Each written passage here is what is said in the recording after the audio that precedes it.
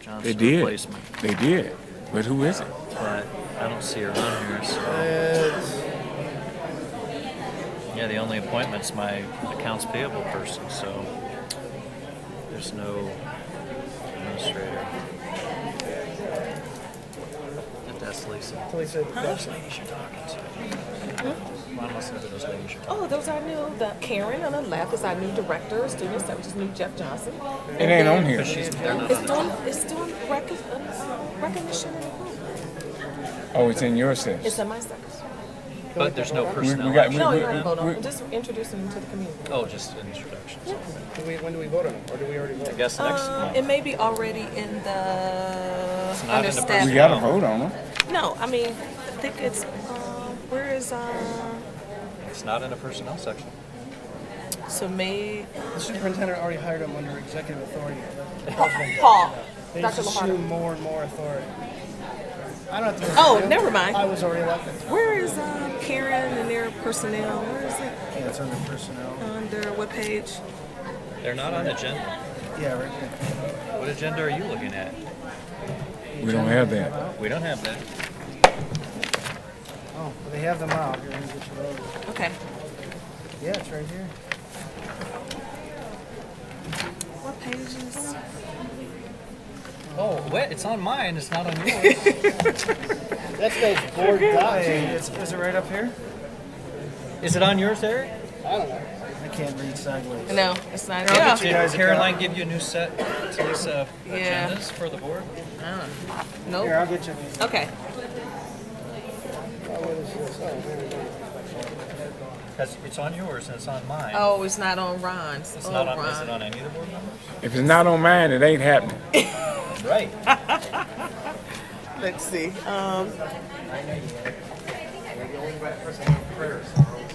got that.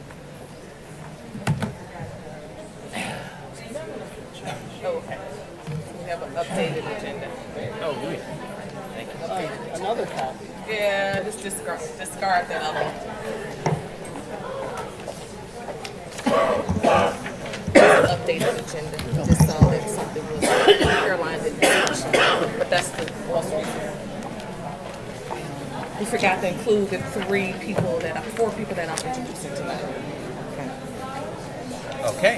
Yep. Joe, Lindsay, and Karen. The three people.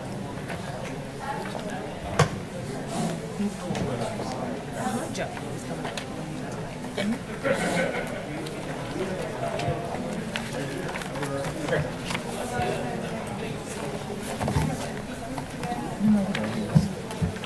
Oh, Sam Bear.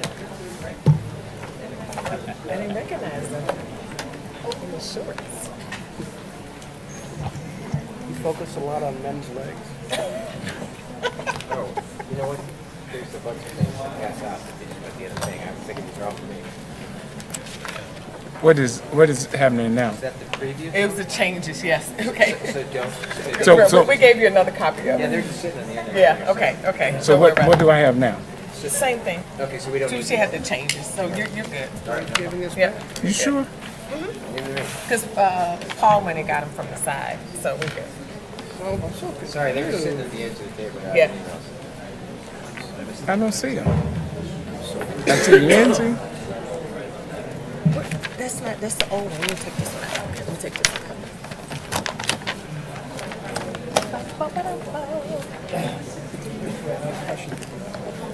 Get you situated here. Okay, there's your new packet. Oh.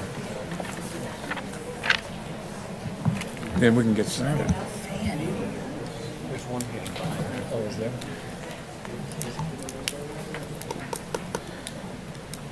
You have the. Yeah, people Yeah, come see. in late. Look at that. It's 7 o'clock. Felicia.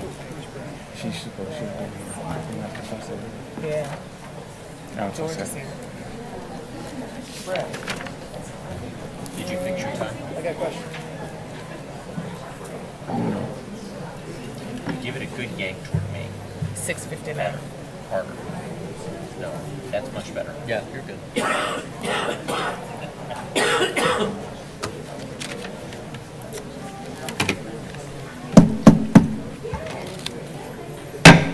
Okay, Jim, I have lipstick on my teeth. Okay, we're back in order. We've called the roll and all that kind of stuff, so we are in public session now. And we're going to start out with, I think, the approval of minutes from, I don't know, how many minutes do we have to approve? It's April 13th. Oh, I got about 11 minutes that I want to approve. I'll take a motion to approve it. So moved. Second. Any discussion? Second. Okay. Then we will go to, I need to take the vote. Mr. Gaynor? Mr. Posh? Yes. Mr. Register? Yes. Mr. Silverman? Yes. Ms. Ray? Yes. Mr. Zucker? Yes. Okay, I'll turn it over to the superintendent for awards and recognitions.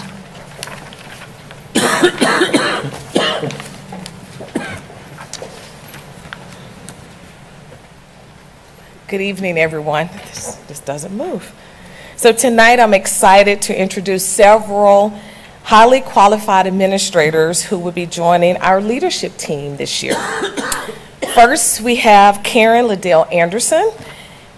Karen is our new District Director of Student Services. Most recently, Karen was the Director of Special Education at Akron Public Schools for nearly 10 years. During her 30-year career at Akron Schools, she also served as the Special Education Coordinator, a middle school assistant principal, and an intervention specialist. Karen was an adjunct professor at Summit College and the University of Dayton for 8 years, teaching early childhood education and special education. She holds a Master's of Education degree from North Carolina Central University and a bachelor's degree from Jackson State University, along with several certifications. Our current Director of Student Services, Dr. Jeff Johnson, will be taking the role of principal at Monticello this year, and thus our reason we opened the position and we hired Karen. So welcome, and you'll come up in just a second. Our next is Lindsay Barr. She's our new Coordinator of Student Services. And Lindsay most recently served for 6 years as principal of Gateway High School, a school for children with social and emotional academic needs serviced through Geauga County ESC and Fieldstone Farm. Prior to that, she spent 5 years there as an intervention specialist and several years as an intervention specialist with the STARS Autism Program. Lindsay holds a Master's of Curriculum and Instruction degree from Cleveland State University and a bachelor's from the University of Finland, along with several certifications. We also have our new athletic director is Joseph D'Amato. Joseph spent the last 2 years as Associate Athletic Director at Villa Angela St. Joseph High School. He also served as the Athletic Director at Jay-Z School here in University Heights. Joseph has coached high school basketball and football for 6 years and has held leadership roles in sports marketing. He holds a bachelor's degree in sports management from Bowling Green State University. And finally, we have Desi Stewart, who is returning to the district as the Heights High School faculty manager. Desi has been with us as a health and physical education teacher at Monticello and Wiley Middle Schools, and a faculty manager, the head girls track coach, at Heights High. Most recently, he worked as director of athletics for Richmond Heights High School, and we were ecstatic to have the opportunity to bring Desi back to the school district as a teacher. Desi holds a Master's of Education degree and a bachelor's degree in physical education. So with Karen, Lindsay, Joseph, and Desi, welcome to CHUH, and we can't wait to see your positive impact on your leadership will have on our staff and students. So if you stand again, I'll give them a round of applause. Thank you. Okay, and I don't know if any of you have anything that you want to say to the audience. If you want to come up, you feel free to come to the podium. Yes.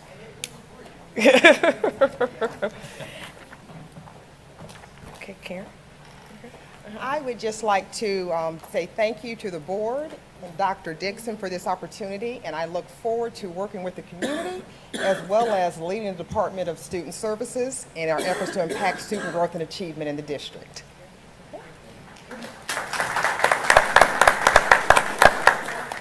I would also like to thank the board and Dr. Dixon. I am super excited to get started with your district and meet all of the fabulous students in your community.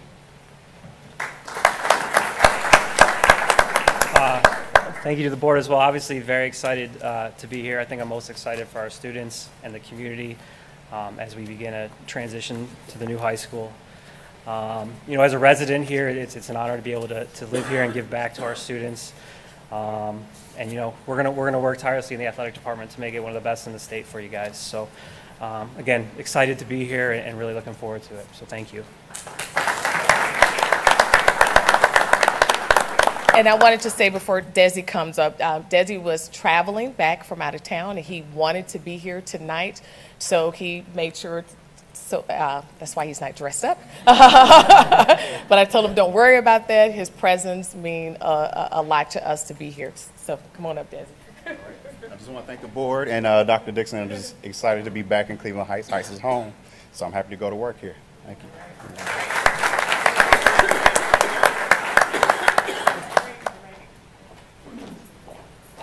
On behalf of the board, I want to welcome Joseph, Lindsay, Karen, and Desi.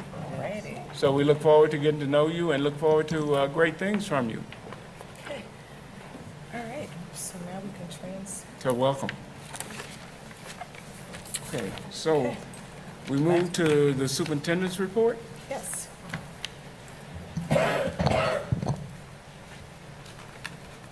Okay, so we have a couple things.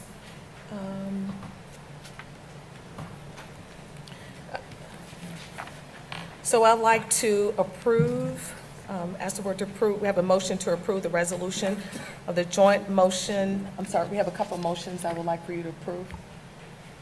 Oh, okay, we can take these motions together, I believe. Yes. They're both concerning dismissal of one, case number 5117 CV 0008883-DAP.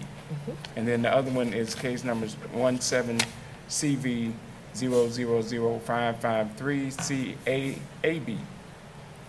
So I'll take, we can accept those as one motion. So moved. Second. Okay.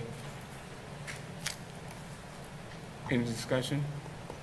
Mr. Gaynor, would you call the roll? Mr. Register? Yes. Mr. Silverman? Yes. Ms. Wright? Yes. Mr. Zucker? Yes. Mr. Posh? Yes. Okay. And then we have two field trips that we want to approve. One was for the high school soccer team to partake in the Columbus Cruise Showcase, and the second one is for our Options Global Ambassadors to travel next year to Ecuador. So moved. Second. Okay. Any discussion? Questions? Well, should be, Ecuador should be fine. Yeah. Yeah. And it looked like there were some women going this year? Yes, all girls. Yeah, yes. Okay. Anything else? Mr. Gaynor, would you call the roll? Mr. Silverman? Yes. Ms. Wright? Yes. Mr. Zucker? Yes. Mr. Posh? Yes. Mr. Register? Yes. Okay, the next thing I have is under Strategic Plan Goal 5, Operational Resources, Finances, Technology, and Facilities. That goal states, again, the district has the necessary finances and infrastructure to provide an outstanding 21st century education and keeps the community well informed about how resources are being used for school and student performances. We know that throughout the strategic plan process, there was a lot of community input about transparency, and we've worked hard to provide that for the community through our new PAFR reports and some committees that we've established. But we're excited also that starting in August, the school board will begin using board docs for all board meetings moving forward. So board docs was designed specifically for local government, school boards, and other private and public governing bodies To alleviate the enormous task of assembling, printing, distributing, and revising agendas and policies. This state-of-the-art meeting management services increases transparency in government and saves the taxpayers money and has a positive effect on the environment. So next month at our work session, our board members will get their Chromebooks, and we have a training session for all of you. And we're really looking excited. So you will see that your agenda looks so different tonight, because we want to give you a little taste of what board docs will look like. And for the community, you will have the opportunity to access all of the information that the board has prior to the meeting. So you go on the website on a Monday, I think we're going to, before the board meeting, and have access to everything that the board members have for the Tuesday night. So that we wanted transparency. You asked for transparency. This platform allows that. Other school districts and government agencies use it, and we're excited that our board will utilize it as well. Even the voting mechanism, you will actually see it on the screen, how our board members will vote. They will use their computers, and we get rid of some of that paper. So we know we're all excited about this transition and what it would do to, again, increase transparency in the organization and alleviate all of the paper and the changes and all of those things. So we're excited about that. And so the community knows that we're listening and we're acting on our strategic plan, and this is something we explicitly stated under Goal 5. And the last thing I have under my report is last week I sent a letter to the community regarding my decision to pull the recommendation to the board to further investigate a grade span change to 5, 6, 7, 8. As I stated in that letter, I still believe that configuration will be beneficial for our district. My decision in no way undermines our equity work. Our district core values state that we are deeply committed to educational equity and providing an excellent education for all of our students in every one of our schools. And if we remember in our strategic plan, we define educational equity as that it addresses the policies, practices, programs, personnel, and resources required to ensure access to educational opportunity and achievement for all students. This is why I'm excited that Monticello is a newly IBMYP authorized school. I wanted to make sure that all our district middle school students had access to the same educational opportunities. We define excellent education means that students have the academic knowledge, social-emotional skills, and extracurricular experiences to succeed as lifelong learners. I believe that our configuration, 6-8, will ensure that we have excellent education in all of our schools, and we will address the social and emotional skills and extracurricular activities, experiences for our students. So although it was a tough decision, but given the facts that we have presented before us, at this, I believe that it was best that we continue with what was stated in the Master Facilities Plan in 2013, that we would move forward with 2, 6, 8 buildings. I stated also in my letter that this model could possibly be explored down the road as we consider phase 2 in the plan, but in the short term, this type of change is just not feasible. Again, I thank the board for allowing me to investigate and our team to explore this option. Again, we were slated to come tonight to possibly vote. A vote was only needed if we were going to change course, but we're not going to change our course at this time. We're going to move forward with the current plan, but we will ensure to the community and our students that we will provide an excellent opportunity, educational opportunities for our students in the current grade span that we have now. So I wanted to state that. And that is all for my superintendent's report. Thank you.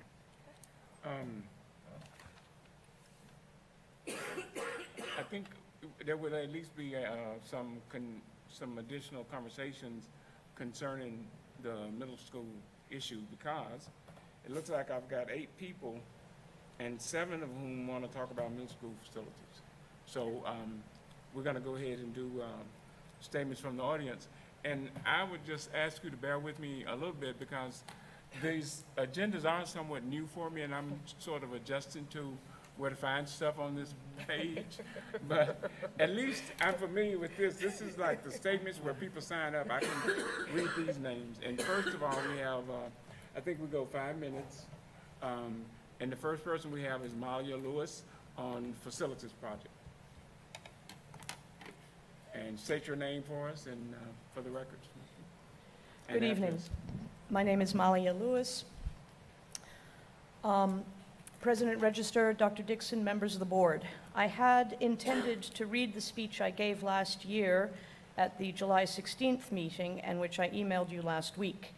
But all of the conversations I've had and all of the emails and posts I have read recently have convinced me that there is no use in rehashing those comments.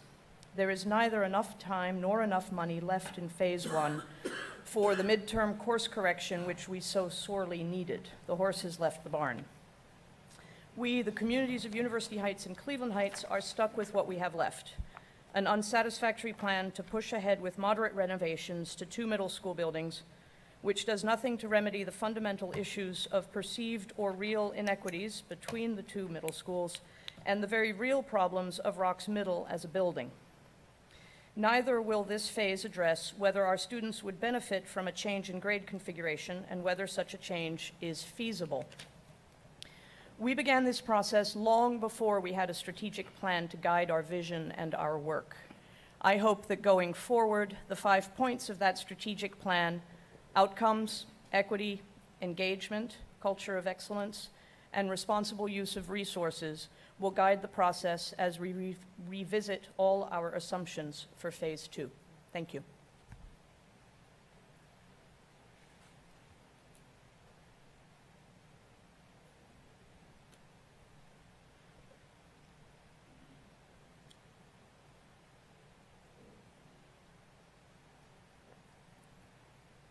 Alan Wilkinson. Oh, you know the list, Alan.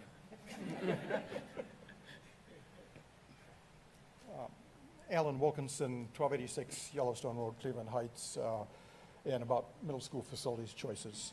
My purpose is to assist in making the best choices for the middle school facilities by taking into account current circumstances and looking to further the student educational improvement following the strategic plan. Building decisions have always been thought to be a 50-year decision. So, all of the design work done by the LFC was the mindset that we were making decisions that would last for 50 years. Based on the June 27 Board of Education meeting, I can see several impediments to altering the middle school facilities plan with a 5, 6, 7, 8 grade configuration. Staff capacity to prepare the education and operations arguments for the change, losing $2 million for the 1-year delay of project completion, facilities project team effort to move in a new direction, time to gather community feedback on this change. I try to make a case here that all of those can be overcome and you do not have to delay. Friday, just before or just after Dr. Dixon's email or message on the board or on the website, I gave an email to the Board of Education with a K6, 7, 8 grade configuration, where with the idea that decisions could be made in from 1 week to 1 month. Okay, and part of what I described here is trying to make that plausible. K6, 7, 8 doesn't need staff to make an education case. It's a long time tested configuration, K6, 7, 8. Some teachers will argue that having 5, 6 in the elementary buildings allows them to teach leadership for that grade levels under the watchful eye of the rest of the teachers in the building that they've grown up under. So there's a kind of responsibility and growth that happens in that situation that doesn't happen even in the 5, 6 lower middle or lower elementary or upper elementary scenario. By moving sixth graders to the elementary buildings, you increase the utilization of elementary buildings. You reduce the pressure to have to get rid of elementary buildings. In fact, you either reduce it or perhaps get rid of it because we're bringing in a pre-K as well as you bring in sixth graders. I suggest that the future of the elementaries in the district, well, let me say something first. Neighborhood elementaries, I believe, are much more valued in this community than neighborhood middle schools. But I believe that the future of some middle schools will be at risk by following the current plan. The operational case need only now answer the question is, can the existing elementary buildings handle the enrollment that's expected? I think the answer is yes, but I don't have that answer. Operationally, I'd make the favorable arguments that if, for busing, you now move sixth graders back to neighborhood schools with the 1 mile busing limit, that reduces the busing required for that age group. 7th, 8th graders will be the same no matter how you do it. Let's see, the other thing, having, okay, you save, having 7th and 8th grade buildings saves duplication of athletics and arts programming. It makes the IB STEM CTE implementation more cost effective with staffing and equipment that's needed for good implementation of those programs. And I want to remind you of educational equity, which is an educational thing. For the project architects, they've done a lot of work already to conceive of what to do in a $25 to $27 million scenario for one of the 3 middle schools. Turning that into a $30 million endeavor for them shouldn't be a big job. So time to gather community input has happened to a great extent for the outspoken already. It has not happened for the silent majority. I have given the board and the administration an outline of how to collect input equitably in 3 to 5 weeks. A little bit depends on choices that you make in that. I can describe that if I had more minutes. But speaking personally, it is not fiscally nor educationally responsible on a plan that is no longer close to fitting the circumstances to proceed without, alternatives. So I've worked tirelessly to be informed and provide advice to the project, this project, facilities project. I can't count the hours, but I've worked tirelessly to do that, both be informed and provide advice in advance of most of the mistakes the project made. And this is another example. The project will be making a mistake if they proceed, stay the course. Again, it's their choice. Thank you. Next we have Kenja Sakali. Sakali, is that right? Sakaya. And he wants to talk about the solar eclipse, which is happening August 21st. Yes. So everybody get ready. All right. So my name is Kenji Sakaya. Hello, everyone. So on August 21st, there will be a solar eclipse. So the moon will be passing in front of the sun, and it will be visible throughout the continental United States. And this will not happen again until 2024. And coincidentally, August 21st is the first day of school here in this district. And, well, it's an important opportunity, both just because it's interesting and it's a great educational opportunity. So I think it would be amazing if we could have, for example, a unit in science and math and maybe even social studies dedicated to, the significance of eclipses. We could learn, it could allow people to tie in that curriculum to something that they are really seeing and is quite amazing. And we could, come outside and observe the eclipse when it happens on the first day of school. And the district could get hold of some eclipse projectors, and it would really be a great experience that many people won't really get to have again. So I think it's important that we go ahead with this. Thank you.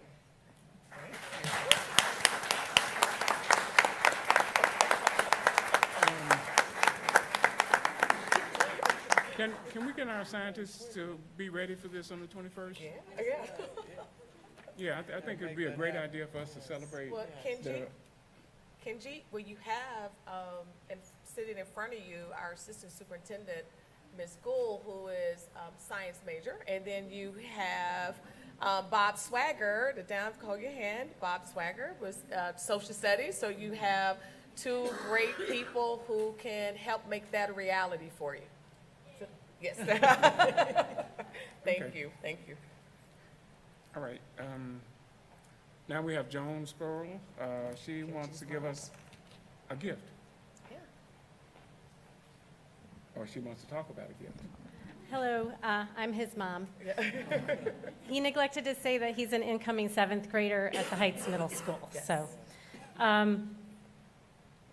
our family had the opportunity to spend spring break in New York City this last year, and Kenji has a great interest in history and social studies, and it occurred to us, something I'd never considered doing when I'd gone to New York City in the past, occurred to my husband, whether we could go to the United Nations and on our trip. We had all kinds of other things planned, and that was a spontaneous trip we took, and we had, as it turned out, an opportunity to tour the United Nations, to see the Security Council, the main chambers, and we were the only Americans on the tour. And our tour was led in English by a gentleman from China. It was fantastic. And while we were there in the gift shop, we purchased a gift to give to the Heights Middle School, which is, it's a copy of the Universal Declaration of Human Rights. And so I hope you will find a place to hang this here in this building. Oh, wow, thank you. Thank you.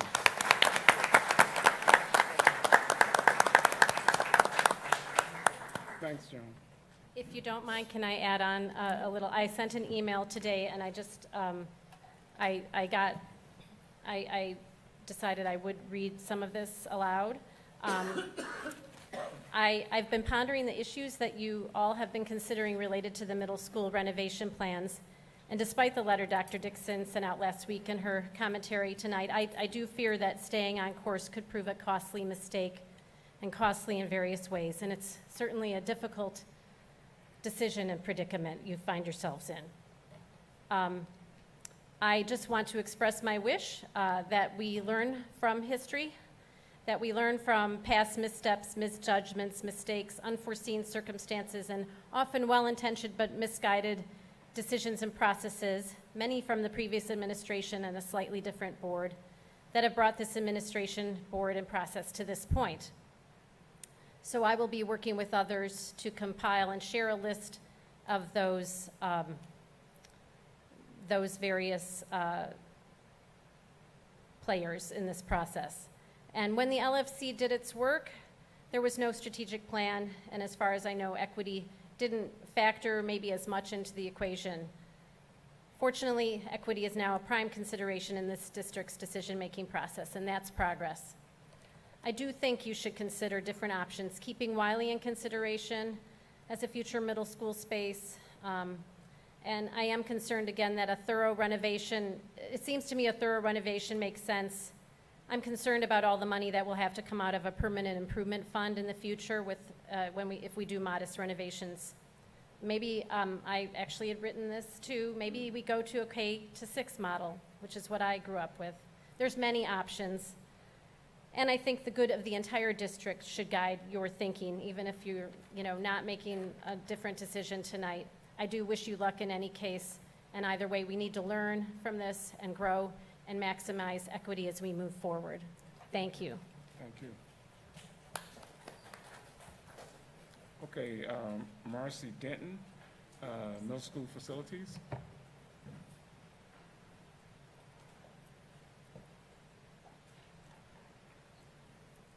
Good evening, everyone. I am Marcy Denton. I have 2 students at the high school, 1 student at Monticello. I'm also the president of the Monticello PTA, which is going to be working in has already started working in partnership with the Roxborough PTA as we are joined together.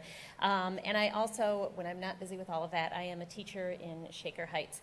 As I said, I also want to speak about the facilities plan tonight, and I'm not speaking on behalf of the PTA, just my own personal opinion.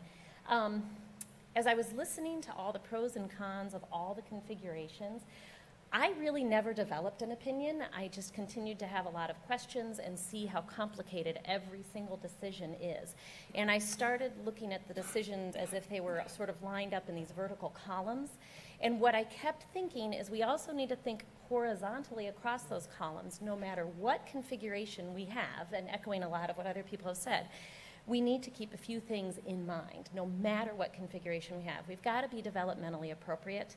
Our kids are getting hurried too big, too fast, many of them are, both academically and socially. A lot of the academic push that happens prematurely is due to issues that come from the state, and so I know those are very difficult to negotiate. And then the other thing that we really need to keep in mind, as other people have mentioned, is equity. I know in my classroom we have the saying, what is equal isn't always fair, what's fair isn't always equal, and we really need to dig deep, open our eyes, and I'm talking to everybody here, not just the board, and we need to look at equity issues as they manifest themselves among people of different skin color, among people of different socioeconomic status, and among people whose parents may be louder or quieter than others. And so I just want to reiterate that we as an entire community continue to really, no matter what the focus is on the configuration, keep our focus on developmentally appropriate education that is as equitable as possible. So thank you.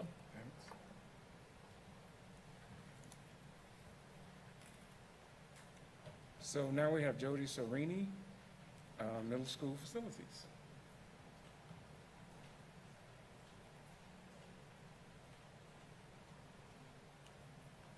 Good evening. My name is Jody Serini. I live at 2260 Fenwick, University Heights. And I'm a parent of a rising 7th grader in the district, so he will be going here next year. And I'm saddened to hear the recommendation tonight on the Master Facilities Plan will be to stay the course. I was a member of the Lay Facilities Committee, as was a couple of the board members and a couple of the people that I know are in the audience tonight. And at that time, I wish we had considered grade configurations and the possibilities, but we didn't. At that time, we made recommendations with too little information and with what we knew would be favorable from a political perspective. We tried to make courageous recommendations, and I personally felt we were stymied by limited facts that were supported by a previous administration's preconceived agenda.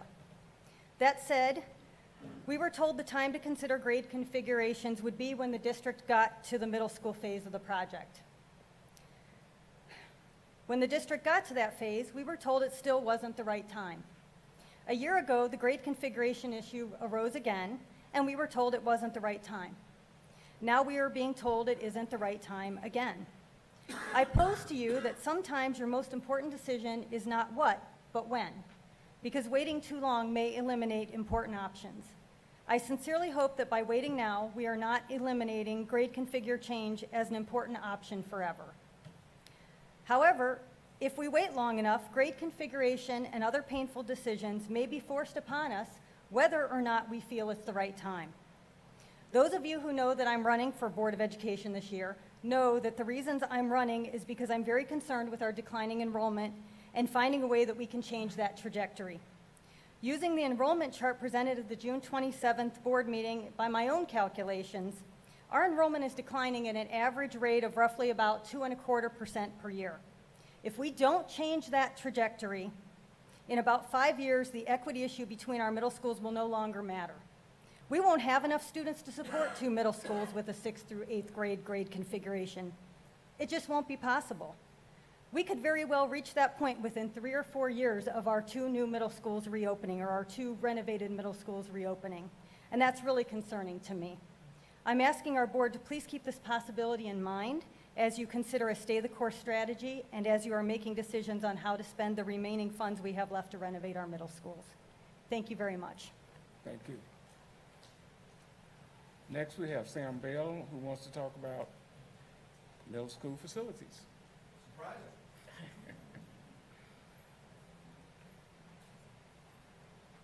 I am Sam Bell, residing in Cleveland Heights. I'm also the grandfather of a couple of Rising Heights students, one of whom will be in this building this fall.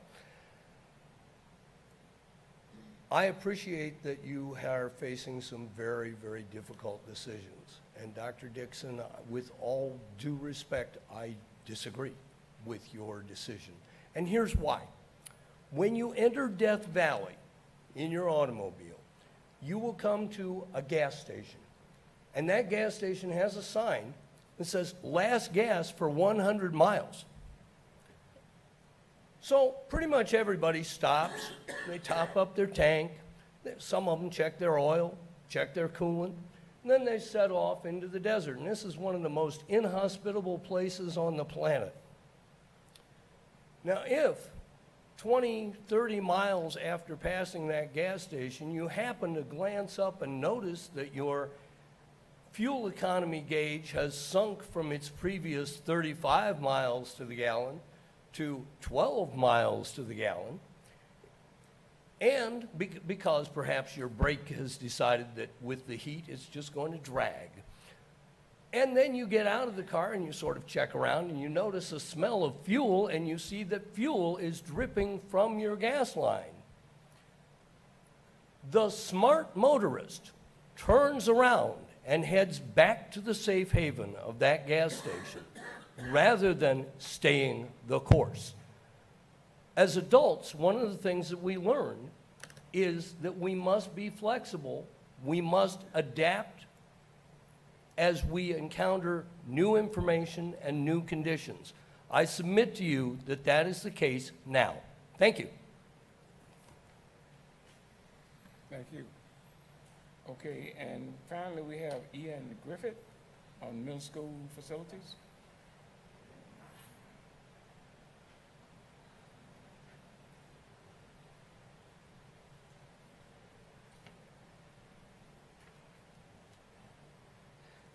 Excuse me while I parade a little ignorance. I'm sorely disappointed to learn right here, as you all spoke before we did, that there wouldn't be a vote. I had read last week in the various documentations that I found online that there was going to be a vote. I thought there was going to be a vote. I was like, cool, I'm going to come down and give my 2 cents and maybe sway that vote. Well, now there's not going to be a vote. I would have written something different, but you guys are going to have to hear what I wrote because I thought there was going to be a vote. And maybe somebody will, say, hey, let's have a vote anyway, because you guys can do that. I'm sorry, my name's Ian Griffith. I live at 1356 Vandermeer Street, less than a block north of Mayfield. The school board was going to vote whether or not to take advantage of an opportunity. An opportunity on the surface to not waste the $8 million over budget the Wiley renovations ran, which you'd think would be good enough. But on the other side is bureaucratic inertia. Apparently, even not wasting $8 million overspent, over 5% of the original issue 81 bond levy, 5% of my money and everybody else's here's money, is not enough to overcome bureaucratic inertia. Fine. There's a bigger opportunity. This Cleveland Heights University Heights school system was once described to me as, and I paraphrase, a small white suburban school system concealed within a larger mixed one. I found that description both apt and repugnant. If you end up in the Heights, make sure your kid will go to Roxborough, is a thing people hear. It's a thing they hear because Roxborough is mostly white. If this was a thing that could not be changed, well, it could not be changed. But we're in the middle of reshuffling the middle school populations. Not only can it be changed, now is the golden moment to do so. There are 3 middle schools. One just went $8 million over budget renovating it. It must be pretty nice. Of the other 2, I am reliably informed Roxborough is the more costly and challenging to maintain. There's already discussion of banding grades 5 and 6 and 7 and 8. We've heard it from many of the speakers. 2 schools is a natural approach. One has already been renovated. This is the opportunity to give every 5th, 6th, 7th, and 8th grade student in the district access to the best that we can offer at one school, and not to waste the $8 million that we spent on Wiley. The first step to taking that opportunity is for the board to vote to an alternative to proceeding with the current plan. I remind the board that if you have a good idea, it's okay to change your mind. Please, vote for the alternative plan. Thank you. Thank you.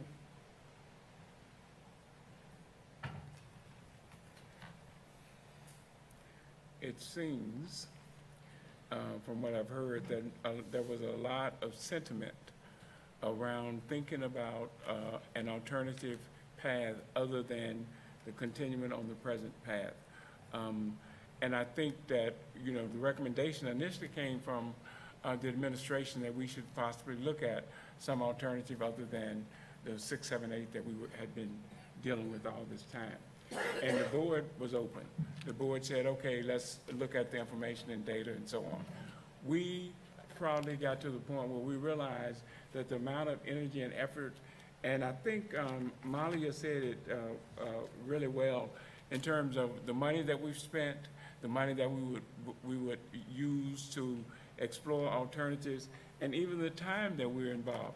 We are, as Sam might point out, we are out there. We're in the middle of it. And I think that our job is probably to try to hear what everybody's saying out there and then try to make the best decision that we can. And I think our recommendation generally is going to come from our thinking is guided to some extent by the education experts that we have hired to do this job. And I think that from my standpoint, you know, I was really excited, I have to be honest, about the 5, 6, 7, 8 possibilities. I mean, I'm still excited about it. But I think, given where we are, I think we stay the course. I mean, that's where I am. The second piece of what I would say is that we should have, at this point, knowing that people are so interested in this, we should have a rather robust conversation about what we do with our elementary schools. I mean, now what we have left to do is to think about how do we make that best. And I think Ian's idea that we can make good choices. I think the fact that we stay the course doesn't mean that everything's done. I think there's still conversation and dialogue that we need to have concerning our education. And I think equity is an important piece. I think we made a very important step in that regard.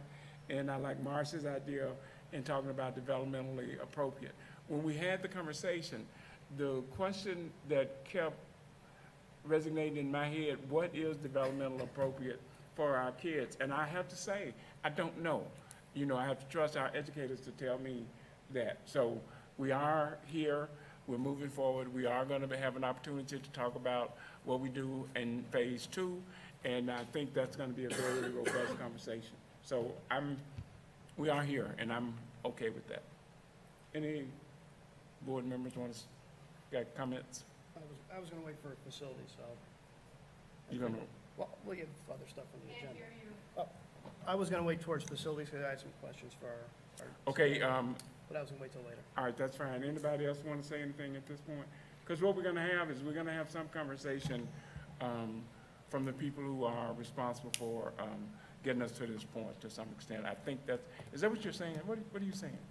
No, I have a whole list of stuff, but I wanted to wait till we got to the facilities part of our agenda. That's all. But is it related to a lot of the public comment? Is it related to the vote that we're going to take?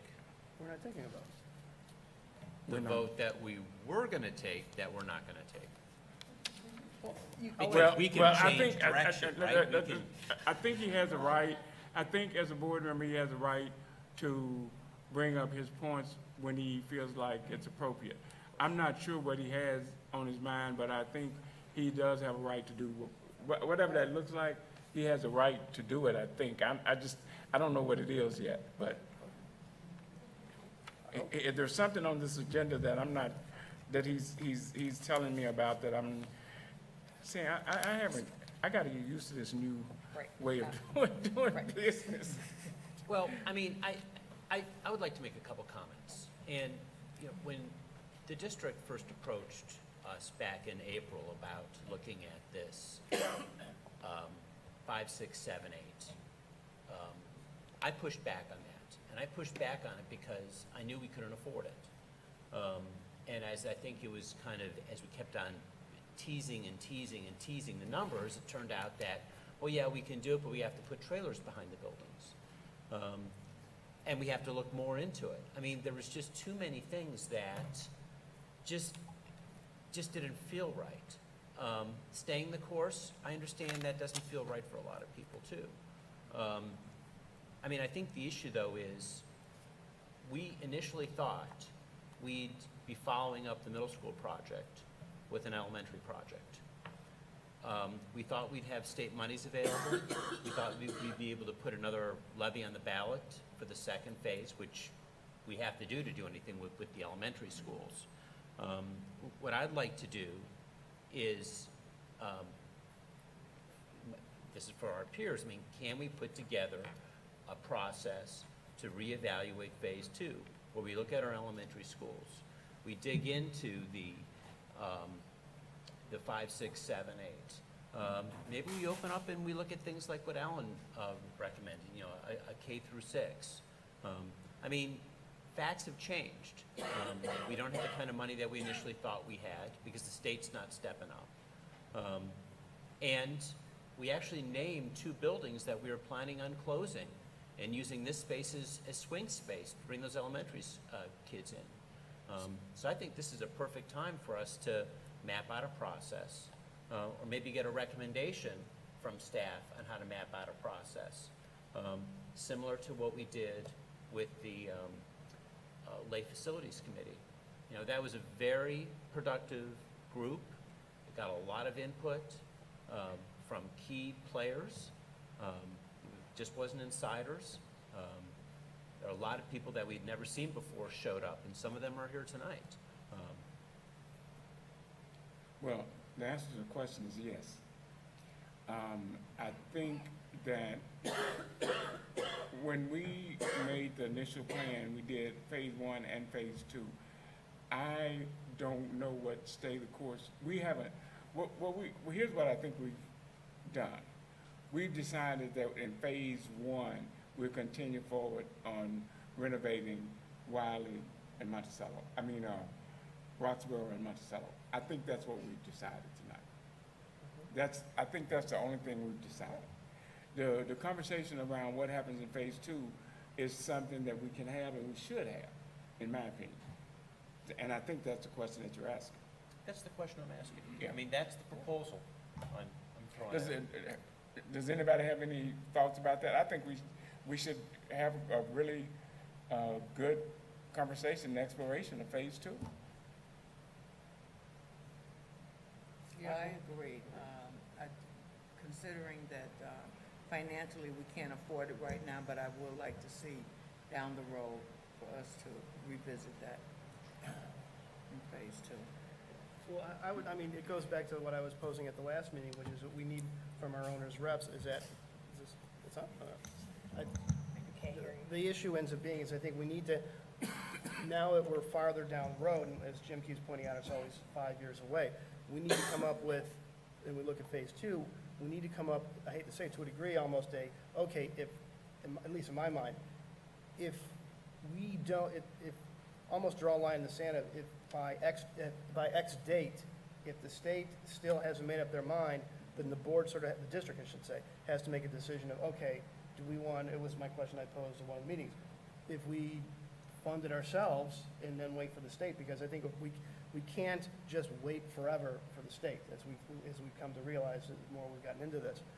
But yeah, I would say definitely, we need to start creating a timeline.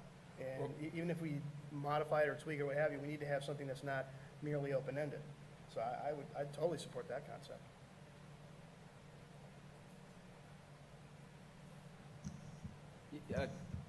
Sure, I think that's a great idea. I want to back up a little bit. This notion of staying the course, that suggests a straight road into the desert wherever you are, Sam? Sam's right there. Yeah, there you are. Thanks. And the gas tank is leaking. Yeah, and that road is not straight and never has been straight. And there has never been a single road into the desert. And I mean, just extend that as far as you want. The fact of the matter is, there isn't a course to stay. There are facts that keep coming. The input that we get keeps on changing, and we need to be dynamic enough to be able to look at that input as we go along. So I think that's wise. Well, I think an important thing that was said by members, people came up, everything you said was important. I really appreciate what Marcy Denton said, because the point of the matter is, the whole point of these facilities, there is not a single solution that's going to work. We have to make the solution we pick work, period. And I have to rely on the educators, the professionals that we hire to do the work of the district. We have to be able to rely on them to give us the information. Our superintendent is suggesting this is the course to take. I'm going to follow her suggestion on that. In terms of phase 2 and what Jim was saying, that I think it's a perfectly valid idea to discuss that going forward. But again, I guess I would encourage the community as well to recognize the role that you play if you start taking rumors or creating rumors and making them into facts. Because when you do, you change the process that happens. So it's very important that you take the ownership of that as well. The board has to take our ownership, absolutely. I'm not in any way suggesting anything different, but understand the role you play in what happens afterward. In terms of developmental appropriateness, yeah, we did K through 6, but you might remember that the reason why middle schools they were junior high schools at that point. The reason why middle schools came into play is because at that point in time it was determined that it is not developmentally appropriate for 6th graders to be with elementary students. So now all of a sudden it is appropriate for 6th graders to be, and I'm not disputing it, it's that you give me a fact and I'll give you 5 people on this side and 5 people on that side. So what I would really encourage the community to do is to focus on what we need to focus on, which is providing the best education we possibly can for the children of this community. And let's do this together rather than against each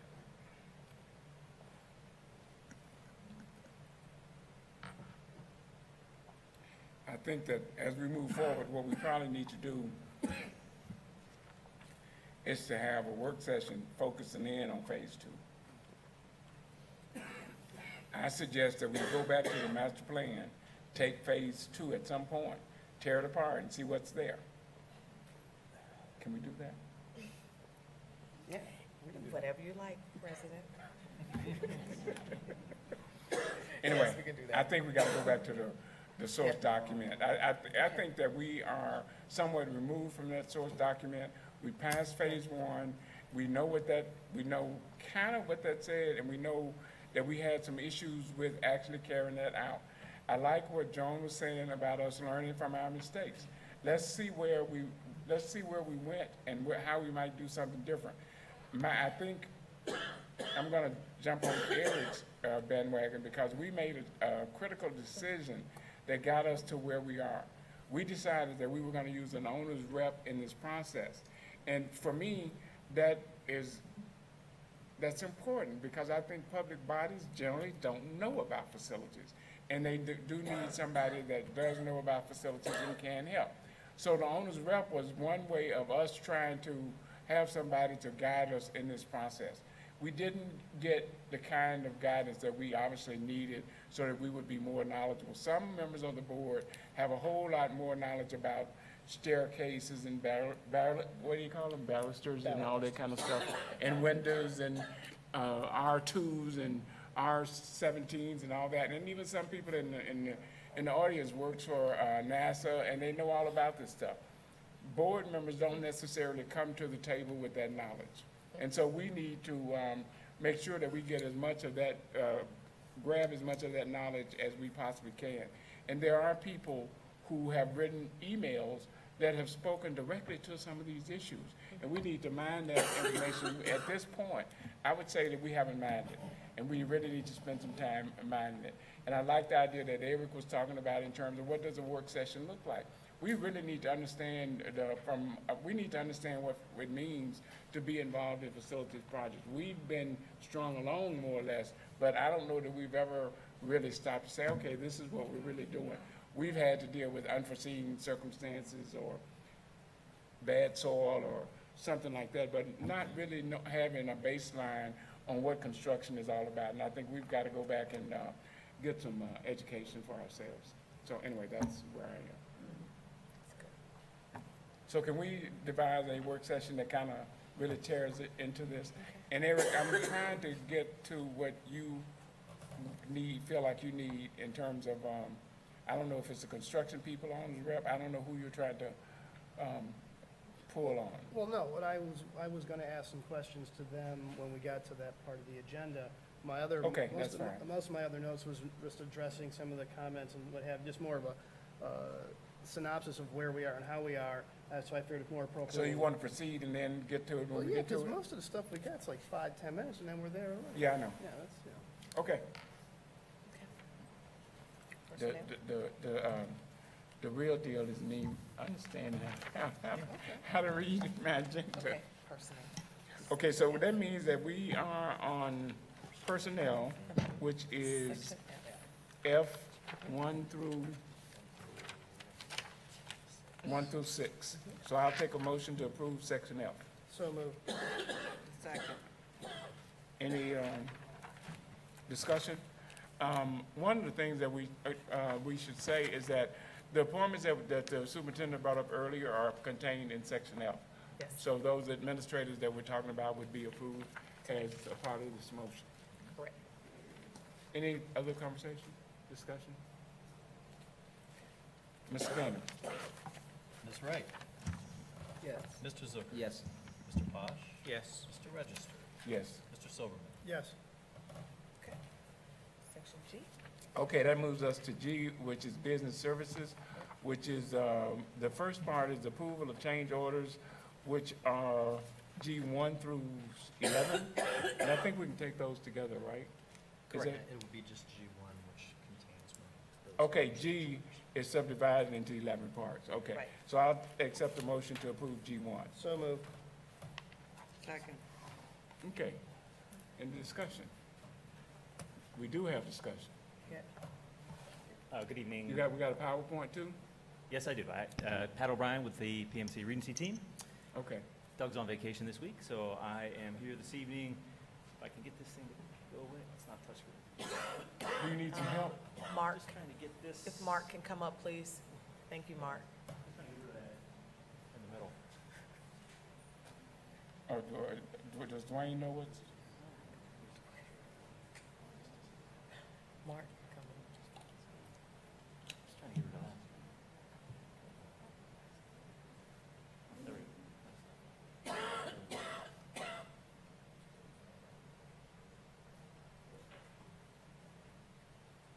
Patrick, I think a lot of people don't know you. Can you be sure to introduce yourself and who you are and how you fit into all of this?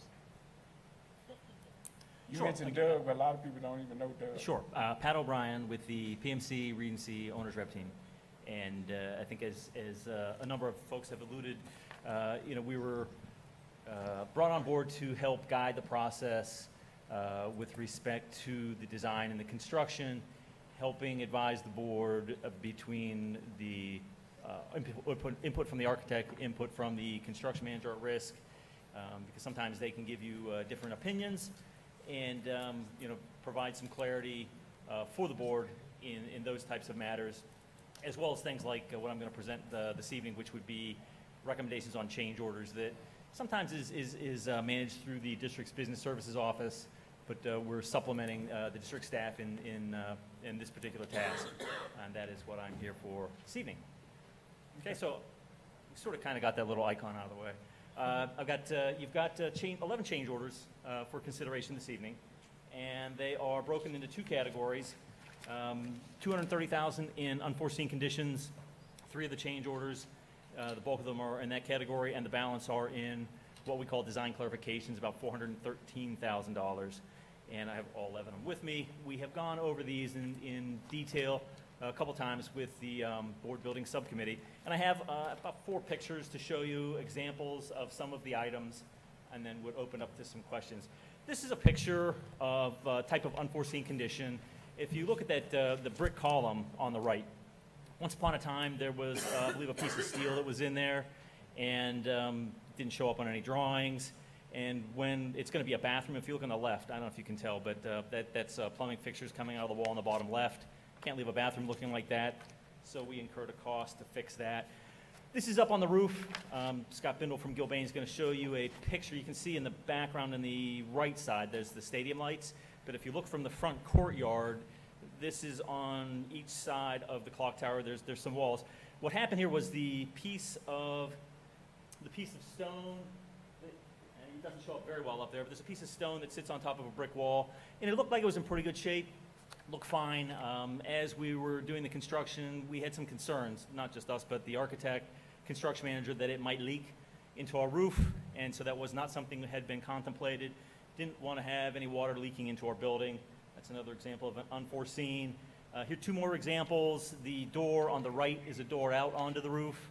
The architect had us leaving it in place, not in great shape, wanted to replace that. And then on the left, if you're in the courtyard, the front courtyard, right to the left and the right of the courtyard, there are exits out of the basement.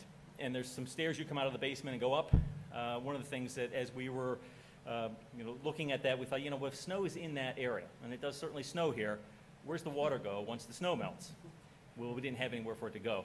Design team hadn't really addressed that, so we said we ought to probably put some trench drains in there so that water doesn't continue to, water would melt and freeze. If somebody had to use that emergency exit, it would not be safe. So those are some examples of some of the unforeseen conditions captured. We have some issues that we also found. A couple issues with the lockers. The design team did not give us the picture at the bottom of this picture, the vertical lines down at the bottom is the locker bays on the second and third floor. As it turns out, when we installed the lockers, they were too close together. And that was really a mistake by the folks on the design team. We had to move those, and we also wanted to make sure we could accommodate every student with a full-size locker, which was not what the design team had captured. So we've got a cost associated with those. And then here's an example of we call the 3.5 floor, where the art spaces are. There's a means of egress, and there's a little walkway, but as you walk down the hall, you notice that there's nothing keeping dust and dirt from accumulating under there. So it wasn't very expensive, but we wanted to put, we put up a solid surface there to keep folks from going under there or for dirt from getting under there. And one more design clarification, called a design clarification in the permitting process, and this goes back a ways. ABR asked us to put canopies over the east and west entrances, which we had not had in the original design. And as you may recall, there was quite a few ABR meetings, but that change is captured in change order number 145. So those are your change orders, 11 of them. Some sample examples of some of the issues. Questions, comments, or Jim or Eric, anything you want to elaborate on for the board? Yeah, I still think we are due a composite listing these categories of change orders so that we know exactly, at the end of the day, we can have a composite that these are design issues that caused us to go however millions of dollars over. Oh, Ron, we are tracking those. I mean, okay. I don't want to. I mean, we can report at the next board meeting what the total is to date. We want to see those. We want to see it. Okay. Yeah, I'll. And I think what we'd like to do is see it on an ongoing basis. Okay. We have the 5 categories, and when we report next month, we'll show you. Here's much was in category 1, 2, 3, 4, and 5. We'll show you a running total. Yeah, I mean, Brad shares it with us, but you should, if you want it, you should. Well, here's what I think. I think the public should know. I think we should know exactly how we got into, at some point, why we have so many change orders and what it cost us to do this. Because if we go back and we think about what we're learning, that's something that we ought to be able to learn as we move forward.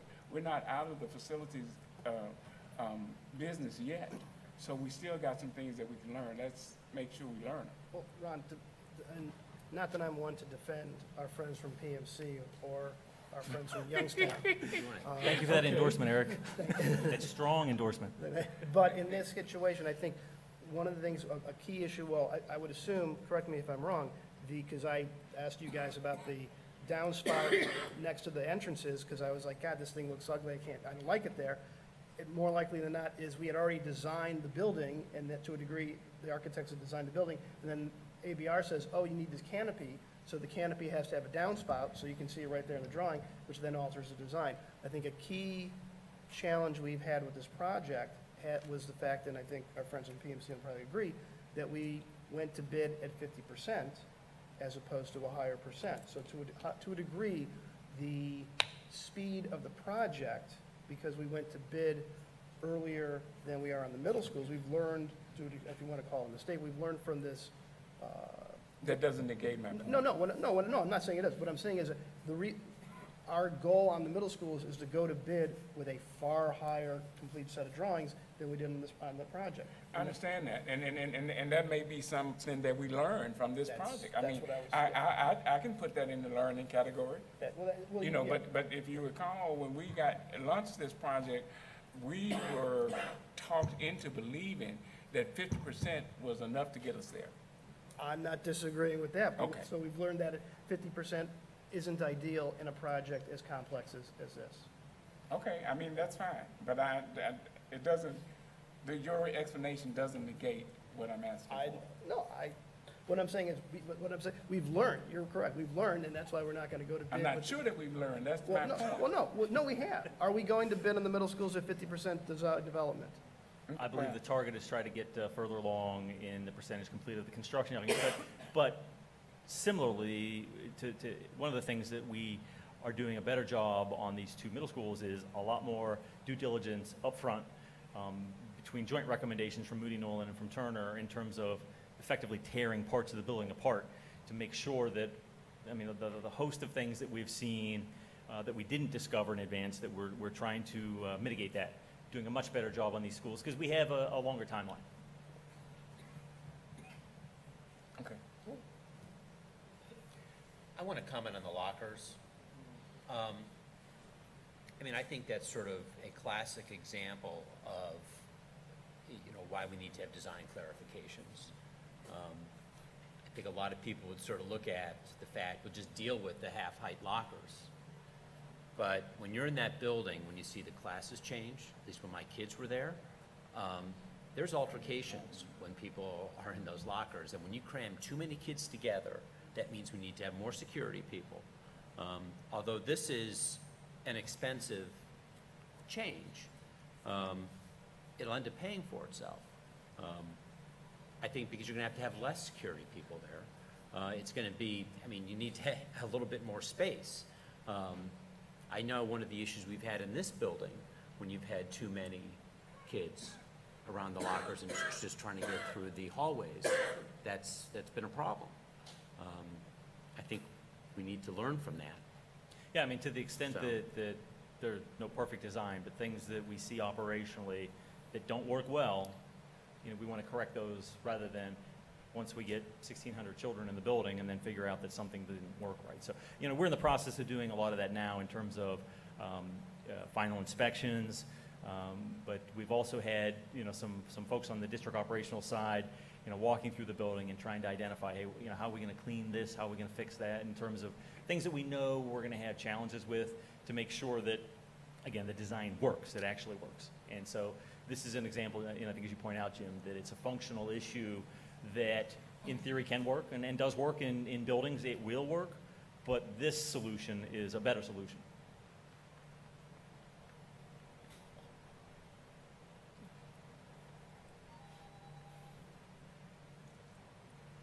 Any other questions at this point?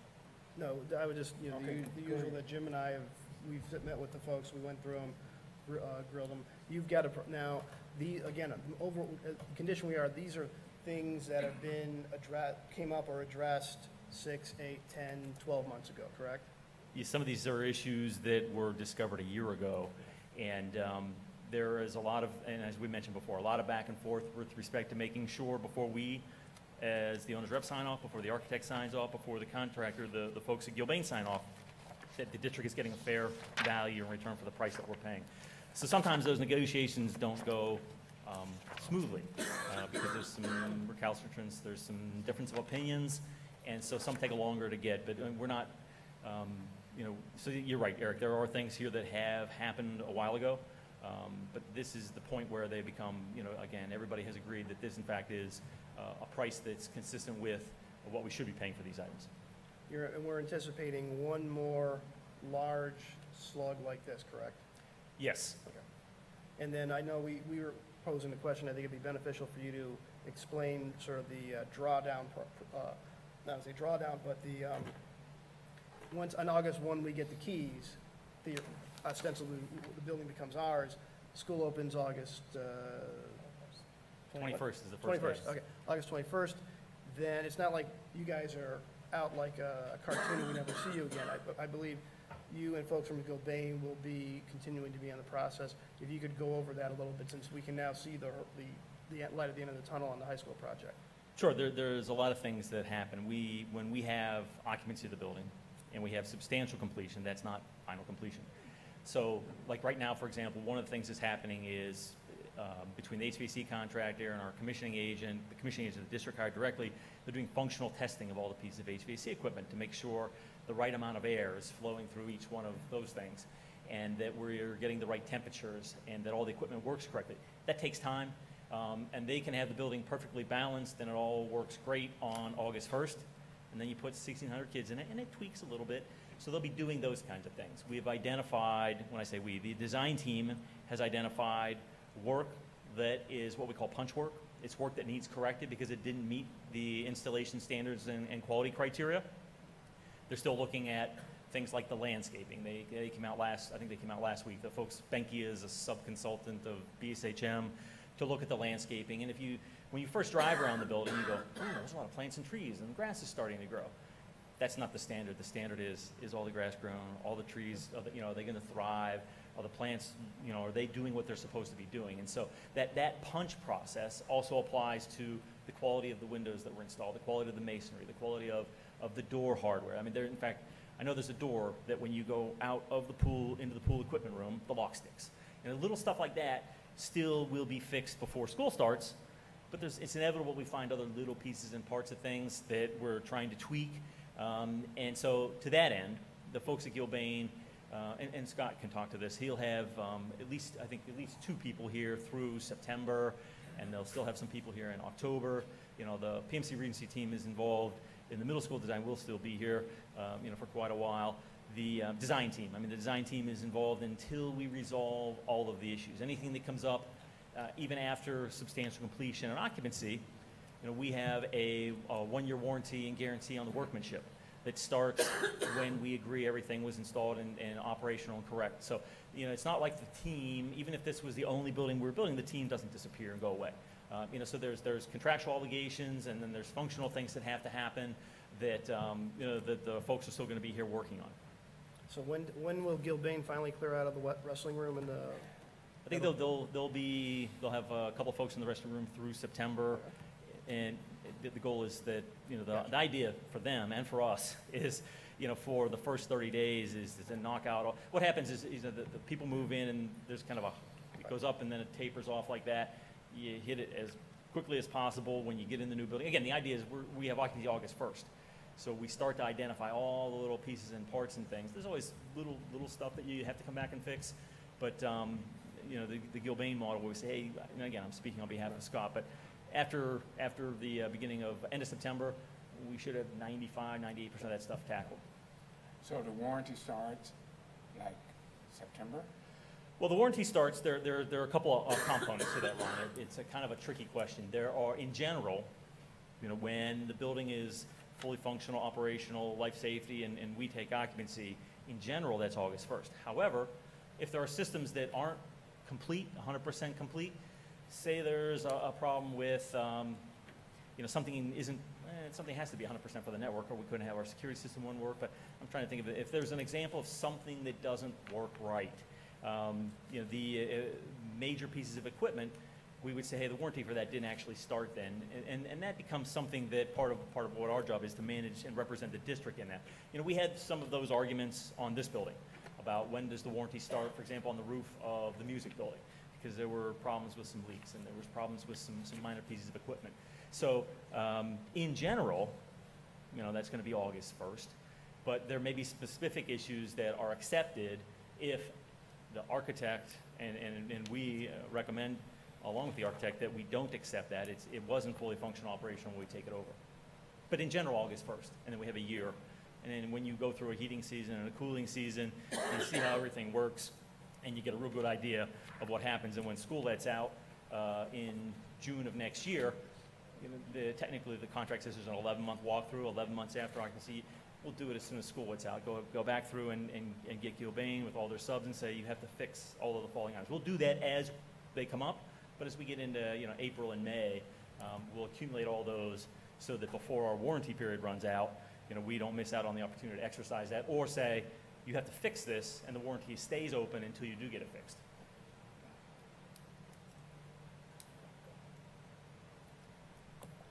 So where's our warranty? Is it just in the business office? There's a warranty on each and every piece of equipment and material. So like this stack of change orders, the stack of specification books, we have a stack of warranties. They come from each of the contractors. Each subcontractor has their own what's called an operation and maintenance manual, and inside that there are warranties. And then we can take, I don't know exactly how we're doing it here, but who releases them from the warranty? Let me ask that question. When is the warranty period? When are you, okay, everything's fine, when do you get released from the warranty? Who releases, do you do that? No, the architect, it's ultimately the architect's responsibility. Who? The architect signs off on, when they sign off a certificate of substantial completion, it'll have exceptions saying the following items are not complete. And, then if there's a disagreement. And we would end up with that. The district will get a copy of that, yeah. George is involved in the discussions, Brad's involved in the discussions. Part of what we'll do is point out, hey, we got a problem with a piece of pool equipment or a piece of, one of the backboards in the gym isn't working right. We keep track of that stuff so that, after it's ours, then we have to follow up with the manufacturers on the warranty side. So, the business office will have a hard copy of all the warranties, electronic copy of it, and the phone numbers and names and contact information for all those folks. We'll assist them with that while we're here. Will be a while, but effectively, we own the stuff as a district, so then we own the warranty too. Okay, I'm sort of getting there. Just one thing about the warranty. So the warranties never starts from date of installation, right? No warranties here. That's written in the contract. The warranties do not start when we install it. No, that's something that. I don't know, maybe 20 years ago, that was a big argument in the industry because the vendor would say, hey, it's either X number of months from the day I shipped it or the day I installed it or the day you turned it on, it's yours. And like for example, a boiler, a hot water boiler. The hot water boilers are on in the building, and they're running. So the manufacturer is going to tell the contractor that bought it, installed it, my warranty with you as a contractor started. And that doesn't have anything to do with us. Our warranty is with them when it's August 1st or when we say it's all good. And warranty repairs are all done completely free of charge. There's no charges associated with them. Is that That's correct. And design clarifications, and let's do this generically, let's not talk about anything we've done here. So design clarification that seems to imply that a roof might leak or something, because of the way it was designed, that wouldn't fall under warranty, even though that's not. Once something is corrected, it gets a warranty.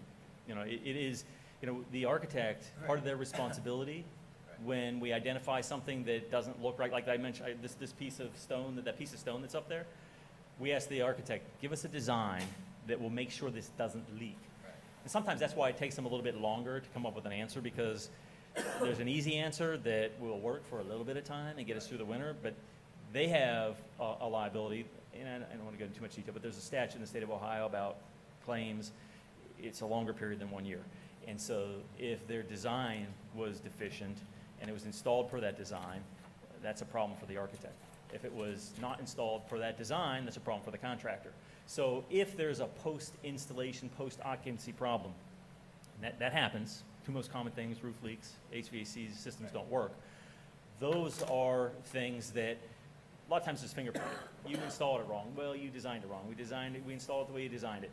And that's part of that, and that's another things where our expertise, I've got a lot of experience with claims and mediations where we can try to make sure that doesn't end up in a formal adjudication, but we can also get that problem fixed so that it's not pending someone figuring out what the wrong, Just let's keep this in the generic for a moment. So if a design is deficient, using your word, that requires a design clarification, which is the fiscal responsibility of your customer. Is that correct?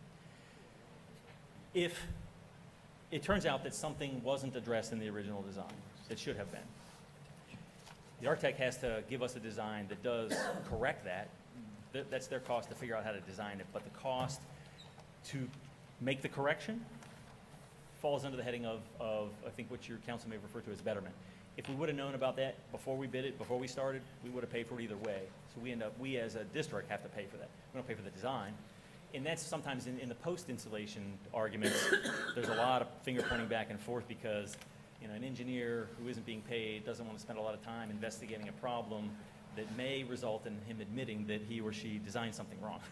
And so there's the easy answer is always, well, the contractor installed it wrong. And that's why those can sometimes take a lot longer than you'd like to have resolved. So the bottom line answer to the question is, it is the fiscal responsibility of the district, but the reasoning behind it is you would have had to pay for it anyway had it been designed correctly in the first place. That's correct. I just want to take a minute and say I apologize for the heat.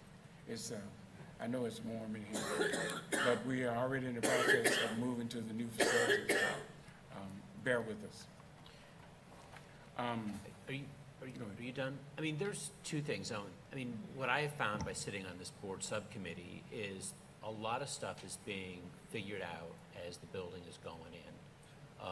And some of the stuff has actually been labeled and we've talked about it, like the pool drains, for example. It was drawn one way. When the contractors came in there and did it, they sort of looked at this and said, no. We are going to have too many issues with this. I mean, we switched the pool direction. We've made some changes. You're going to have to update the drains. So you may look at that as, ouch, it's another change order. But dealing with it now is a whole lot cheaper than dealing with it later. Just like in the main drain of the pool, where I think it was like an 8-inch or a 6-inch, it was a small, I mean, the pipe was too small. They needed to put a bigger pipe in. And then, if we would have had to deal with that later, it would have been a problem. And this is one of the issues that sort of Eric brought up. I mean, when we went to bid, we were rushed so quick to get this thing, on the board. I mean, this is a big project to be done in 2 years. I mean, it went to bed with only 50% of the drawings done. So there's a lot of allowances and a lot of the stuff that's in the allowances. So when we see that in the change order, these upcharges are all built into that. So. Well, we hired supposedly experts. They know about this process. So I don't want us to keep saying that 50% this and whatever. We were advised that we could do this with 50%. If we couldn't do it, we should have known before now. But anyway, I get a little bothered by that.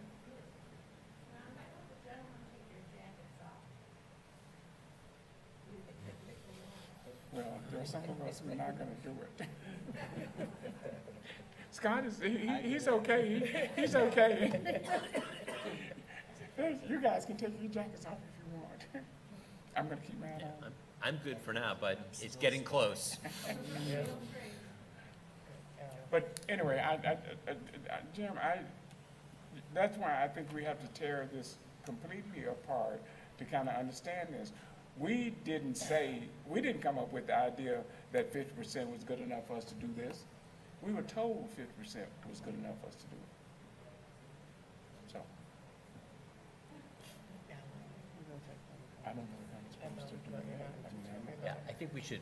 I think the idea that we would have a work session to really dig into this is the right thing to do. I don't think we're going to get too much deeper into this tonight. So this is in addition to the phase 2?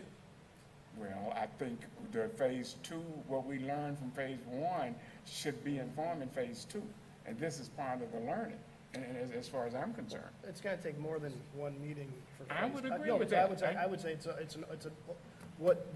I would suggest it's when I was running an organization, we did what we call an after-action review, which was the impetus for that was our treasurer was in the Army. So he always, after everything, we always did an analysis, what worked, what didn't work, what recommendations for the future.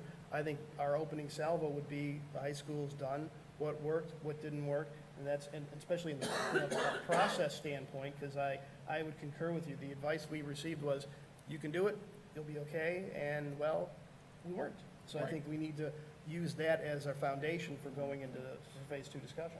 So we have the Bond Accountability Commission, We do.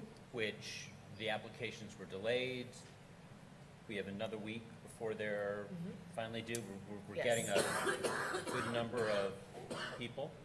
No, You wish we had more. yeah, we're not getting a lot of people who want to participate. But It's a tough job. yeah. Well, okay, so if you want to put an application in, put an application in, okay? So that's a plug. But For the Bond Accountability Committee. okay, so this is a citizens organization that digs into the finances and they sort of come back with a report. Okay? It seems to me that what we're talking about needs to go to them. Yeah, but I think we don't have to design it tonight. I think there's an opportunity for us to have input on this. We have said what we'd like to do. I think the ideas that we have about what we need, I think we need to be putting that down and organizing. We don't have to rush through phase 2. And my thing would be, let's not rush. Let's take our time and really mine our lessons here. I mean, that would be what I would say. Well, in that regard, and not as a shameless plug for opportunity to show off an asset, what I would suggest is, this is July. I don't anticipate we're going to have a work session in August on this, but come after September, we're going to have a new air-conditioned, heated, new technology building that I could easily see us having a work session in the new cafeteria. I don't call it dining commons, it's a cafeteria. And I can see as another opportunity for us to showcase, you know, a space that's not god-awful hot, but also we need to start looking at a timeline for when we're going to do it, but we don't have to solve it all this evening. I would concur with that assessment. Yeah, and the administration will put that together for us. They'll make some recommendations. Cafeteria, huh? We have air in that cafeteria? Yes. And light. And light. Yes. Great. Beverly? I just have a question about the change order that's $190,000, the auditorium existing condition. Can you kind of clarify that real high change order for me, please? Sure, there are a number of things that are captured in change order number 140.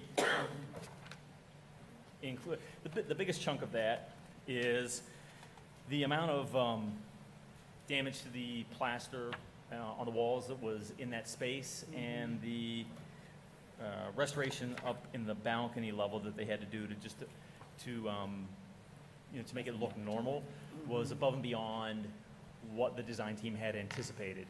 And so that's a big chunk of what that is.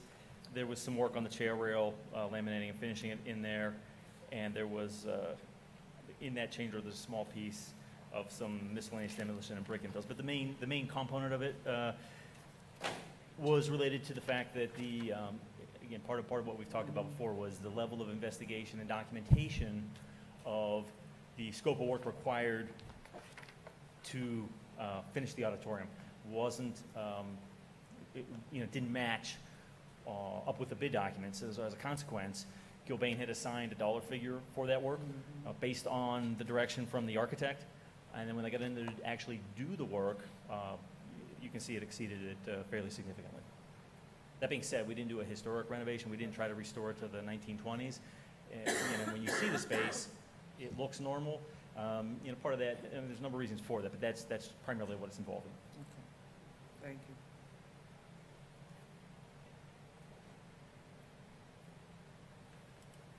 Anything? No, change orders, Okay. Thank you. Is there Usually, Mr. President, there's a motion for consideration of whether to... Oh, yeah, that's right. Do we have a motion? Yep.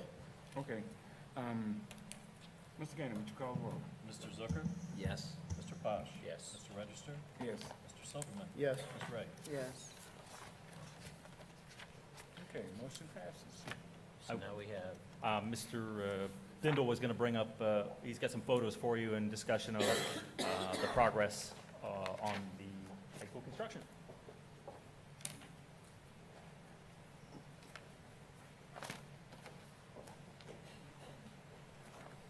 As Pat said, I'm Scott Bindle with Gilbane Building Company, part of the Gilbane-Ozan team, and we are making significant strides towards turning this building over to the school district on time. So we are bringing it in for occupancy, certificate of occupancy and life safety, which is substantial completion on August 1st, prior to August 21st, start of school. So this is a picture I've showed a couple of times earlier, which had a lot of material stored in it, dirty floors, incomplete work, and this is the floor finish. This is the polished concrete. We've got these metal panel, interior metal panel roof over what are actually the library workrooms, and we've got a lot of prep over here for some monitors and AV inputs for public meetings such as this to make this a multi-use space. And as you can see, with just about every space in this building, you've got a lot of natural light through the curtain wall on the outside.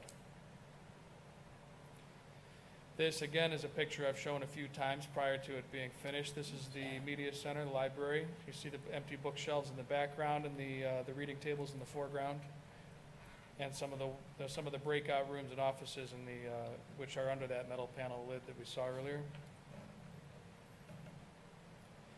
Over here we've got one, again, I'm trying to bring a lot of the pictures that I've shown a few times before in their finished state. So here is one of the art classrooms.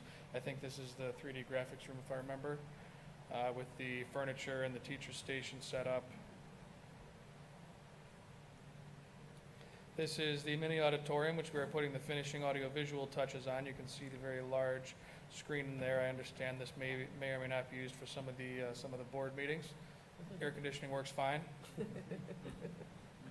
This is the vocal music, one of the two vocal music rooms. You see the floors are finished, risers are built out, music stands are being staged on the stands, and the AV system is in place. Lights are on. Air conditioning works fine. Instrumental music room. This is down on the cedar level. Another high base space. It's got the acoustic panels just about done. We've got the last few sitting over here ready to be put up. And the floor finish has got to be cleaned up and load out some of the materials, and that room's ready to go for furniture. This is the cleaned and completed competition gym with the acoustical panels on the wall, floor finished and clean, swing down volleyball set up, ready to go, bleachers powered up and tested. And this is one of my favorite photos I've taken so far, which is the landscaped, mostly green. We've got some bare patches that got washed out in the storm, but it'll be greened up a little bit better for the start of school. But the handrail is painted, the metal handrail right here, and we've got the stone rail completed, which is new sandstone to match a lot of the old sandstone details. The entry storefront in the middle here is installed. Managed to keep the windows closed for a whole day, but the clock tower is keeping the right time. This is the front entrance. This is the courtyard entrance of the building. Yeah, it's beautiful. That's all I have for you today. Thank you. Yeah, every night I go by there, I check the time. So do I. It's been keeping good time. So do I. Early on, we had a start-stop where it didn't work for a couple of weeks there, but it's fixed. Yeah, it looks good. Okay. Thank you. So we're ready for G2, is that correct? Should, Dr. Dixon, do you want to just announce the date of the opening so people start putting it in their We calendar? have convocation August 18th, and we have a ribbon cutting activity that will around 11:30, and then on September 10th is our big community event. So mark that on your calendars. We're actually starting August 1 on our website. We have a countdown to opening, and all the events of a calendar of events that's going to happen the entire year at the high school and around. So we really, with the Heights Foundation and along with our communications office, is planning a year of events around the high school. So we're excited about that. So August 1st, it'll be on your on the website, along with the countdown to opening. Okay. I'll accept the motion to approve item G2. So moved. Second. Any discussion, Scott? George? This is just your typical quarterly contracts that are up for. Would you call the roll? Mr. Posh? Yes. Mr. Register? Yes. Mr. Silverman? Yes. Ms. Wright? Yeah. Mr. Zucker? Yes. So I'll take a motion to approve item G3, which is insurance, I believe, liability and property insurance. So motion. Second? I'll second. Second. Any discussion? Mr. Gainer? Mr. Register? Yes. Mr. Silverman? Yes. Ms. Wright? Yes. Mr. Zucker? Yes. Mr. Posh? Yes. Okay, the next item is G4, which is a number of donations. And I'll accept a motion to accept those donations. So moved. Second. Any discussion? Okay, Mr. Gainer? Mr. Silverman? Yes. Ms. Wright? Yes. Mr. Zucker? Yes. Mr. Posh? Yes. Mr. Register? Yes. Thank you, George. I think we can take H1 and 2 together. I'll take a motion to approve finance H1 and 2. So moved. Second. Any discussion? I'll just note, the financial reports we have through May, we're still closing the books, so the June reports should be at the next meeting, and we're just waiting for the final appropriations for last year that you gave me the authority to adjust at the last board meeting, so that's an audit matter there. So it's done? It's done. Well, the appropriations are done. The books are still being closed, but we'll have those final numbers for you in a final cash position report for the month of June and August. Okay. All right, I don't have anything today. We need a vote on that. We do? We do. Yes. Oh, then let's vote. Ms. Wright? Yes. Mr. Zucker? Yes. Mr. Posh? Yes. Mr. Register? Yes. Mr. Silverman? Yes. Yes, okay. All right, I don't have a board president's report. Do we have any unfinished business? I was gonna, Go ahead. well, we had a lot of stuff going on in regard to the public comments, and I wanted some notes, because I've been sending emails to a number of folks on it. I don't know if our friend from the Plain Dealer is still here, but they keep using the number of 46 million versus 30 million, and I think that I would hope that if the media is still here, that when you're going for numbers, talk to Mr. Callender, because comparing the 46 million to 30 million is an inaccurate comparison. Another thing I would suggest, I know we're all very rightfully proud of the high school and how it looks, but I'd also remind folks that, and I've got a lot of positive feedback, but to a high degree, if you're driving on Cedar Road, it looks great. It looks great because we took down the science wing, put the right kind of windows in, and new construction matches. It's because, in my opinion, we're so used to bad-looking architecture that when you have something that looks good, you're surprised by it. The reason we have some of our cost issues in this phase, in the second element of the phase one, is due to a whole litany of issues that we discussed. I think the facilities accountability gave us, and the board had a response to that. So I would encourage folks that we look at the different segments of why we had cost creep on that. On the middle schools, Jim and I were both on the Lake Facilities Committee. We had a number of folks here as well. The original vision, I think, unfortunately, with the idea of tearing down all the additions and building new spaces, that was predicated upon a certain set of things occurring, basically everything breaking our way. And unfortunately, things didn't break our way, as we know. And I think I wanted that very much. And I think I made peace with that. And unfortunately, the problem we have is that we, as we saw this evening, we have finite resources, and we have to figure out what's the best course of action. And Alan's suggestion of the 7/8, well, I like that idea, because I had an idea similar to that about 4 months ago. The problem we have is that to make that a reality brings in a whole series of dominoes. And the question is if we could game those dominoes out. I think it would be wonderful if we could move forward with our current 6/8 plan and go to our friends from Moody Nolan and Turner and say, hey, can you do us can you give us an alternate that we could then maybe spend another 4 or 5 tumultuous months going back and forth. But I'm pretty sure that our friends from both of them, they would be very, as we've gone through multiple, hey, can you try this? Oh no, hey, can you try that? Hey, can you try this? They would probably throw stuff at us, as much as I'd love to see us do it. But I think the conversation we've heard from a number of people in the audience is, I think we need to view it as, what we're doing, this isn't by the district saying we're going to renovate the 2 buildings. That doesn't mean we're locked in with a 6A forever. It doesn't mean we're locked in to the current footprint. What we're doing is a comprehensive renovation. And I think, unfortunately, we continually downplay it by saying it's modest.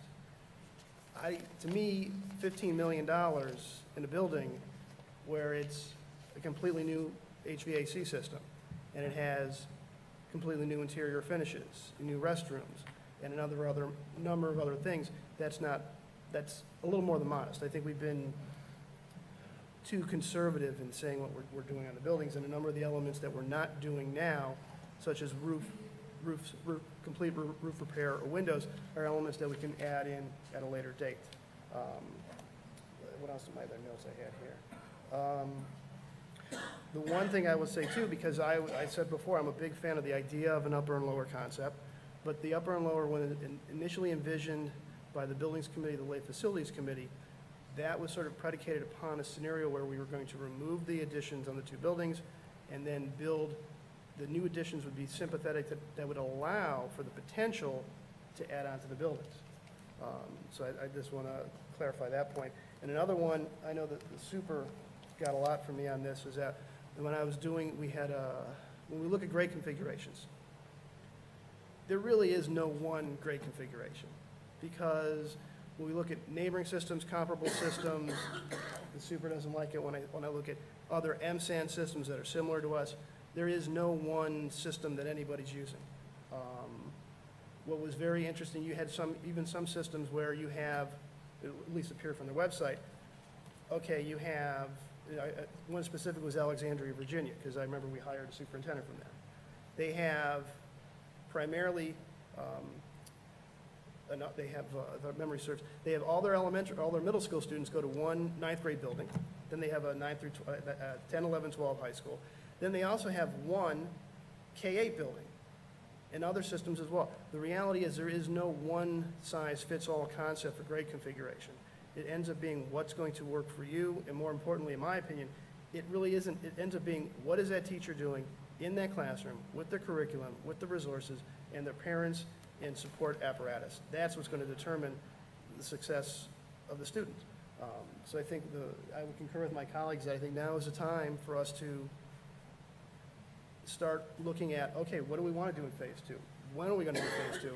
And more importantly, take serious stock of what worked and what didn't work on phase 1 as we go forward, because I share Mr. Register's disappointment with how we are in this position, because I really wanted to do a lot of things different, and ultimately we didn't have the dollars. That's just the way it is. It's unfortunately, that's unfortunate. But again, I would encourage folks, if you have, I think Cal said, or somebody else as far as rumor, I think you said rumor. Somebody said. The reality is that there's a lot of talk and stuff that people regurgitates over and over again, is that make sure you get your facts straight and your research, because 9 times out of 10, what you're hearing, I had a member of University Heights, oh, are you doing this? Oh, are you doing that? It's like city council. No, we're not. That's not what we're doing. So it's a matter of finding the information and getting it out there. And I'm schwitzing, so I'm done. I'm tapping out. Okay. Anything else? What about new business? Any board committee reports? Oh, just quickly, we had a tour with some folks from University Heights City Council. I don't know if anyone here is still from Gilbane. The tour guide was excellent, and the folks had a very good. Just those photos, we were there, Jim and I were in there last Thursday. They've dramatic changes in just the last few days since then. Okay. Do we have any other tours planned? One more this Thursday, and then I'll keep bugging the superintendent for more. Okay. All right, anything else? Okay, I'll accept a motion to adjourn. So moved. Second. Ms. Gainer? Mr. Bosch? Yes. Mr. Register? Yes. Mr. Silverman? Mr. Silverman? Yes. Ms. Wright? Yes. Mr. Zucker? Yes.